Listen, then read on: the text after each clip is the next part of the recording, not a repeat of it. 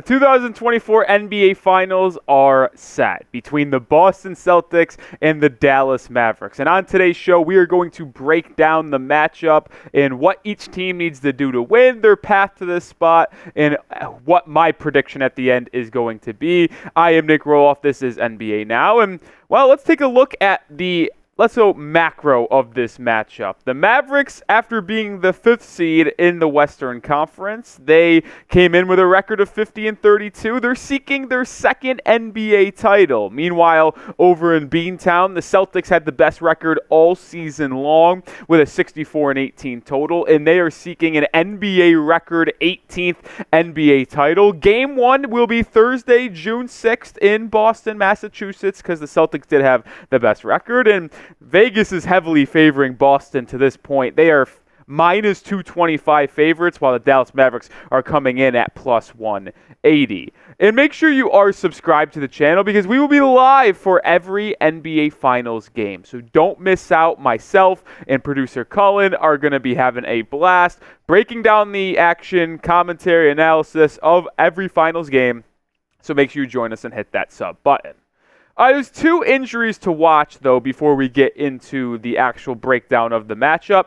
One being Kristaps Porzingis from the Boston Celtics, and the other being Dereck Lively of the Mavericks. Well, we might not actually have to have any concern on Dereck Lively because after suffering a head/neck injury in Game 4 against the Timberwolves, Game 3, he missed Game 4, but then played in Game 5, so it looks like Dereck Lively will be good to go when we tip things off this upcoming Thursday. Porzingis is a little bit of a different story, and Joe Mazzulla provided a little update, if you will, a couple days ago and said, I haven't seen him doing what he's doing specifically, but he's progressing well and he's working really hard to get back. And if you are just joining us and don't know what happened to Kristaps Porzingis, he got hurt in the first round series against the Miami Heat where they won in 5 games.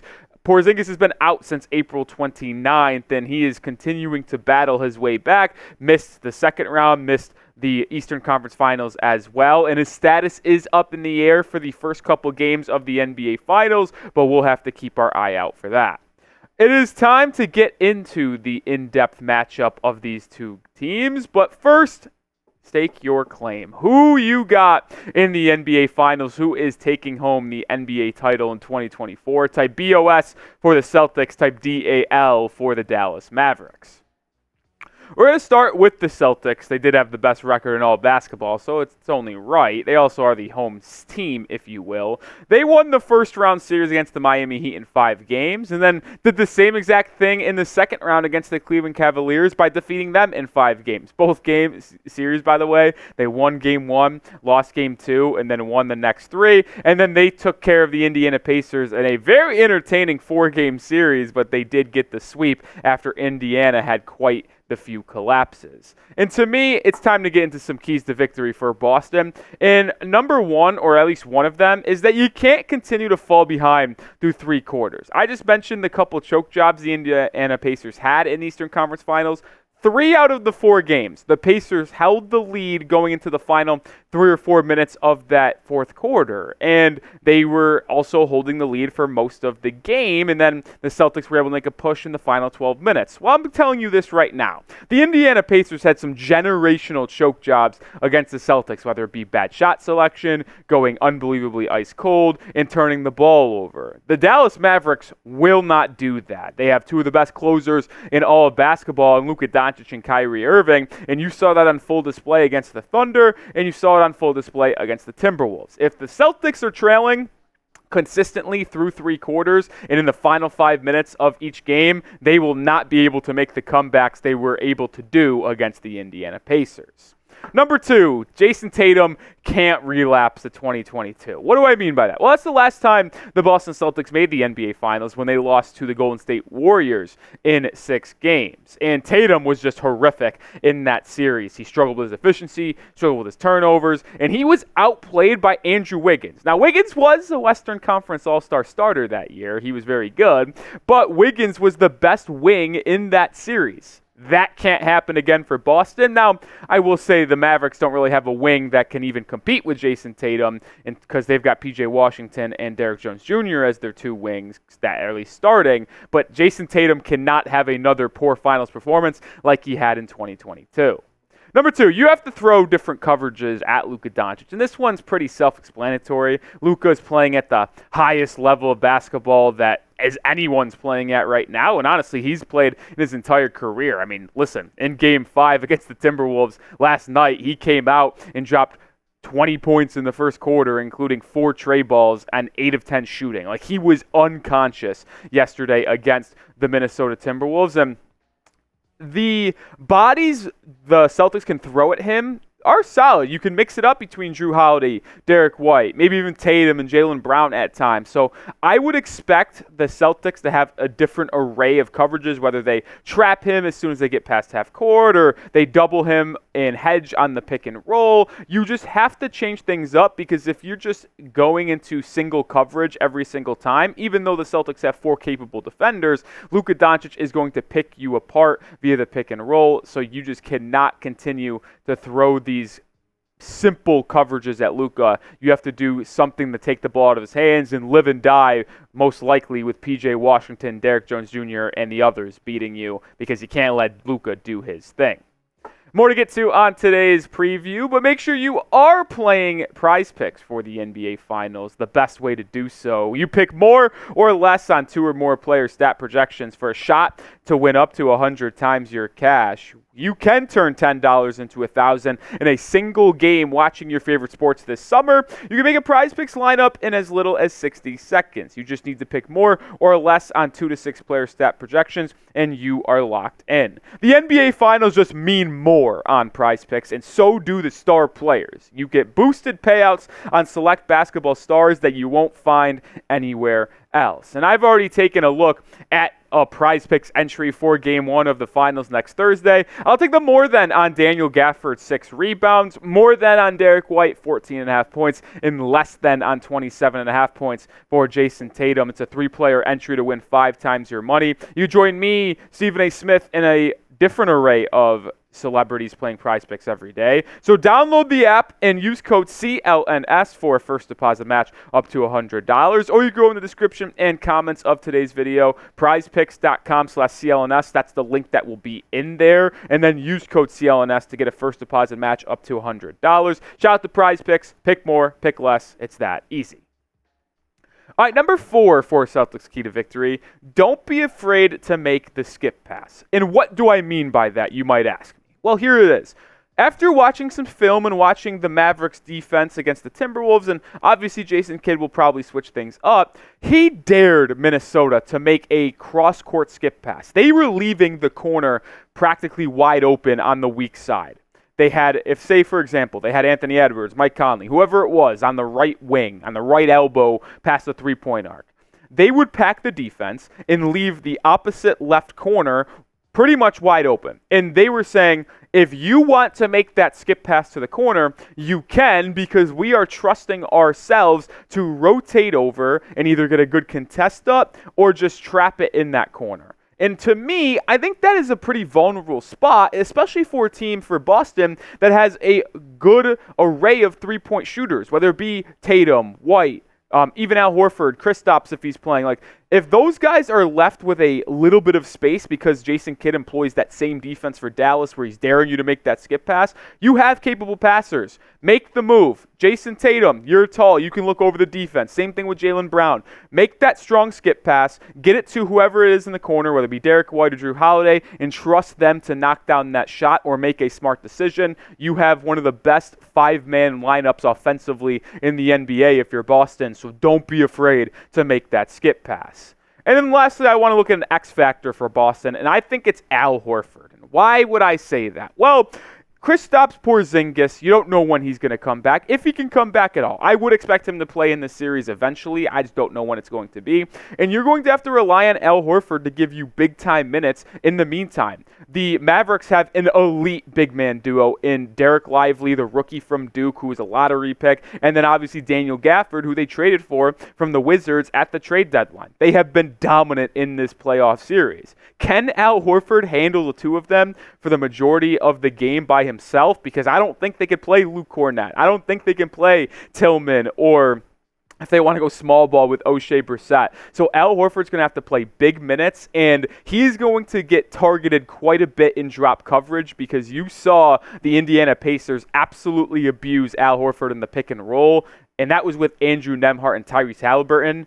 What if that pick and roll is now Kyrie Irving and Luka Doncic? Al Horford's going to have to play massive minutes in this series, especially with Porzingis out of the lineup. Maybe you disagree with me, though. Drop a name down below. Who is the biggest X-factor for the Boston Celtics? I think it's Al Horford, but if you want to give me another name, maybe you want to say Pritchard, Sam Hauser. I don't think you could say Jayson Tatum, Jaylen Brown, but maybe you can say Derek White or Jrue Holiday. Let's switch it over to the Dallas Mavericks now, and they went through a gauntlet in the Western Conference, man. As the 5 seed, they had to play the 4-seeded Clippers, who had Kawhi Leonard in and out of the lineup, but they took them down in 6 games. And then they took down the top seed in the West in a very good series, the Oklahoma City Thunder, in 6 games. And then they just wrapped up the Western Conference Finals in 5 games against the Minnesota Timberwolves. Pretty solid run for the Mavericks. Key to victory, number 1. I think this could be said at any time, but Luka has to be the best player on the floor. He's been the best player in every single series so far. I mean, I'll be honest, SGA gave him a run for his money in the second round series because he was just fantastic for Oklahoma City, but you saw him be dominant in almost every single game in the Western Conference Finals. I think the only game Luka didn't play at a top-tier level was Game 4 when they lost, because Anthony Edwards and Karl-Anthony Towns played pretty well in that game. But if you want any chance to win, Luka has to be the best. You have the best player in the series in Luka. But the question is, when is your next player coming up? Because Jaylen Brown is playing at a higher level than Kyrie. Same thing with Jayson Tatum. I'd probably slide in Kyrie as that 4 spot. I'll take him over Jrue Holiday and Derek White. But then after that, it's going to be a couple of Boston Celtics once again. So Luka has to dominate in this series. I mentioned it as a X-factor for the Celtics, but the same could be said on the flip side for the Mavs. You have to target Al Horford in the pick and roll. I'm not going to hammer this point to home again because we talked about it in depth on the Boston side, but with how much Al Horford struggled defensively guarding Andrew Nembhard and Haliburton in the pick and roll and drop coverage and trying to get back to the big man, Miles Turner or Isaiah Jackson going to the rim, I think the Mavericks are going to find a lot of success with that type of offense. You got to force Jayson Tatum, to me, in the 3-point game. Why? Tatum, to me, settles for too many jump shots, but he is one of the most effective and efficient downhill scorers in the NBA. When he gets 2 feet in the paint, gets to the rim, his long wingspan, his long steps allow him to sidestep past defenders, pick up a ticky-tack foul, and get to the line, or just stop at that elbow and pull up for a mid-range jumper. He's also pretty effective at the fall-away jumper when he's backing you down after getting a switch on a smaller opponent. To me, if you can force Jayson Tatum into step-back threes, sidestep three-pointers from 25-plus feet, that's how you make the Celtics beat you. If he wants to make 5 or 6 threes, go ahead. But I'm willing to bet that he is not going to be able to do that on a consistent base to win the series, so force Jayson Tatum into a lot of 3-point attempts. Get out in transition for the Dallas Mavericks, and Dallas has notoriously been a very fast-paced team, but Jason Kidd changed it up a little bit this year and made them a little bit more slow and made them more of a defensive team, and it's been one of the reasons why they've been so dominant in the playoffs is because they've had a good defense. But the Celtics are the best two-way team in the NBA. They've got one of the highest offensive ratings and efficiency, as well as the defensive ratings. And when they get set, they have a lot of good defenders on the perimeter. Derek White, Jrue Holiday, they're solid, man. And if you want to get the most simple, easy looks possible, then go out in transition. We saw the Pacers have a lot of success with the Celtics and getting open threes and open layups and dunks at the rim by not wasting any time after a missed shot, even a made shot. They go out and run. And I'm not saying the Mavericks have to do that consistently because their team is just not built to play that track style offense that Rick Carlisle has employed in Indiana, but at least be ready and willing to get out and run to try to beat the Celtics half-court defense back before they can set.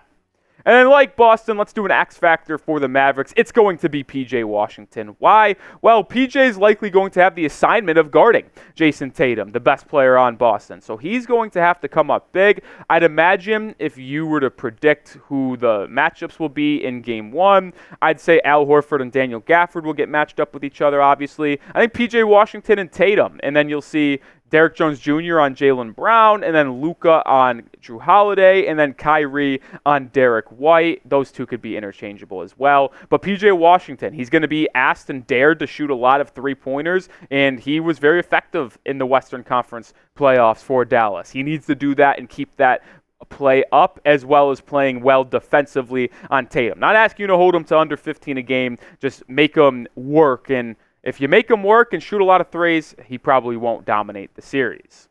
So who is the biggest X factor for the Mavericks? I had P.J. Washington. You can disagree. Maybe it's Derrick Jones Jr., maybe it's Derek Lively, maybe it's Daniel Gafford, but let me know down in the comment section. All right, before I give you my final prediction, here is the series schedule, by the way. Thursday, June 6th, is when this gets tipped off in Boston, then Sunday, June 9th. Then we head back to Dallas for Wednesday, June 12th, Friday, June 14th, and then we head back to Boston in Games 5 for June 17th, June 20th in Dallas on a Thursday, and then Game 7, June 23rd. And by the way, obviously, Game 5, 6, or 7 is if necessary, because if the series is somehow a sweep, well, those 3 games don't get played. So after going through the keys to victory, the series schedule, and my X factors, I'm going to give you one more chance to change your opinion or double down in the comment section. Who do you got between the Celtics and Mavericks in the NBA Finals? Type BOS for Boston, type DAL for the Mavericks. Rolly's official prediction. Yes, this means so much to you. I know it does. It is Dallas Mavericks in 6. The Celtics just have not been tested all postseason long. Like, their series have been over in 5 games. They've also been very lucky, let's say, due to opponents' injuries. They had to play the Heat without Jimmy Butler and Terry Rozier. They had to play the Cavaliers without Donovan Mitchell for half the series. They had to play the Pacers without Halliburton for half the series. Like, I know you can't control that, and you play who's on the court opposite of you, but they have not been tested with other teams' best shot. And to me, they have just been playing around with their food, especially with the Indiana Pacers, falling behind so often in those games. You fall behind against the Mavericks, who are a fully healthy ball club with Derek Lively coming back.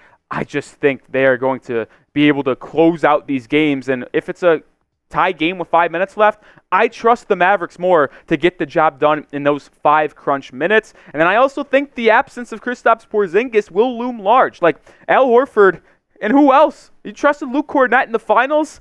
I just don't think you can. And Al Horford's just a shell of what he used to be at this point defensively. And I'm very nervous about that weak spot for the Boston Celtics. So unless Porzingis comes back for Game 1 and looks like he was fully healthy in the middle of the season, I'm just going to have to roll with the Dallas Mavericks in 6 games. You guys can give me your prediction down below. And I'll see you next Thursday for a live stream of Game 1 between the Celtics and Mavericks. So make sure you join us. I'll see you then.